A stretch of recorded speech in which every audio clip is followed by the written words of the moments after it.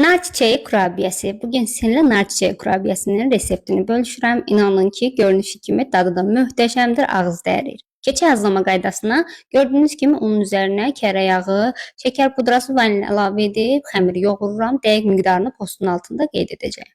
Xəmiri yoğurub 1 xörək qaşığı xamı əlavə edib yenidən yoğururam. Kündələri açdıqda dağılmasın. Gördüyünüz kimi içliyi hazırlayıram. Kəsmik, şəkər pudrası, bir də un.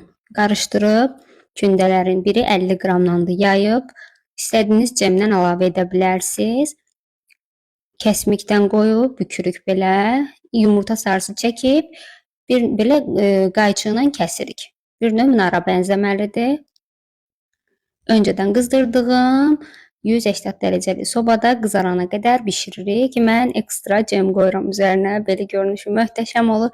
Hazırlayacaq olan hər kəsə nuş olsun. Məni izləməyi unutmayın.